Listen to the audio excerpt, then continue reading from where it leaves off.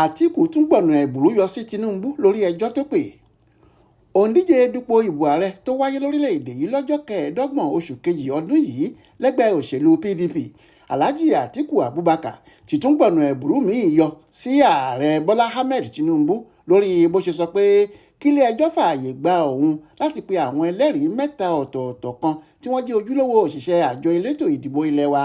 INEC tí wọ́n ṣiṣẹ́ fún àjọ náà lákòókò ìbò gbogbogbò tó wáyé yìí kóun lè fìdí rẹ̀ múlẹ̀ dáadáa pé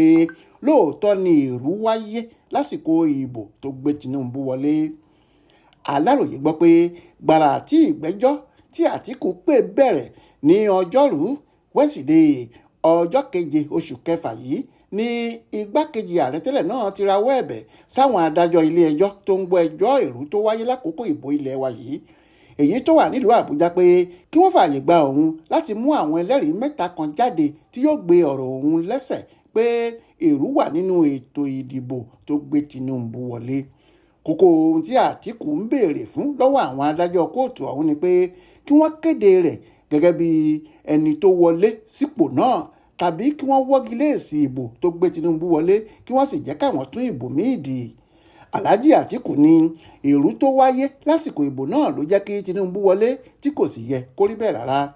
Ṣùgbọ́n inú àwọn lọ́ọ̀yà alátakò rẹ̀ kò dùn sí ìgbésẹ̀ tí ọkùnrin olóṣèlú ìpínlẹ̀ Adamawa yìí fẹ́ gbé rárá.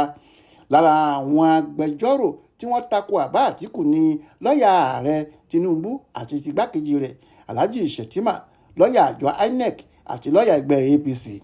Ṣe làwọn agbẹjọ́rò yìí ṣọ̀kan tí wọ́n sì tako àbá Alhaji Atiku yìí. Ohun tí wọ́n ń sọ ni pé kí àwọn adájọ́ ilé ẹjọ́ náà má ṣe fààyè gba ẹ̀bẹ̀ ọkùnrin náà rárá. Agbẹjọ́rò tó ń ṣojú àjọ INEC Abubakar Mahmood, Akin Olújùmí tó ń ṣojú ààrẹ Tinubu àti Lateef Fagbemi tó ń ṣojú ẹgbẹ́ APC tí gbogbo wọn pátá jẹ́ àgbà agbẹjọ́rò SAN ni wọ́n faraya gidi nígbàrà tí wọ́n gbọ́ pé àwọn ẹlẹ́rìí 3 tí Alhaji Atiku fẹ́ pè jẹ́ òṣìṣẹ́ àjọ INEC tí wọ́n kópa pàtàkì lákòókò ìbò ààrẹ tó wáyé nílẹ̀ wa. Nígbà tí ọ̀rọ̀ ọ̀hún fẹ́ bẹ́yìn yọ ni wọ́n bá sọ fáwọn adájọ́ ilé ẹjọ́ náà pé kí wọ́n fún àwọn láàyè láti ṣarajọ lórí ọ̀rọ̀ àwọn ẹlẹ́rìí tí Alhaji Atiku fẹ́ pè. Wọ́n ní ìgbà àkọ́kọ́ rèé táwọn máa gbọ́ nípa àwọn ẹlẹ́rìí náà tó sì yẹ kí àwọn ti gbọ́ ṣáájú kí àwọn lè mọ ohun táwọn máa bi àwọn èèyàn ọ̀hún. Nínú ọ̀rọ̀ tiẹ̀, Mahmood ní kò sóhun tuntun kan rárá táwọn ẹlẹ́rìí 3 tí Alhaji Atiku fẹ́ pè yìí lè sọ. Ṣùgbọ́n kí wọ́n sún ìgbẹ́jọ́ náà síwájú sí i kóun lè láǹfààní láti wo inú ìwé ìgbanisíṣẹ́ àjọ INEC bóyá lóòótọ́ ni àwọn ẹlẹ́rìí náà jẹ́ ojúlówó òṣìṣẹ́ wọn lásìkò ìbò ààrẹ tó wáyé gbẹ̀yìn gẹ́gẹ́ bí wọ́n ṣe sọ nílé ẹjọ́ náà.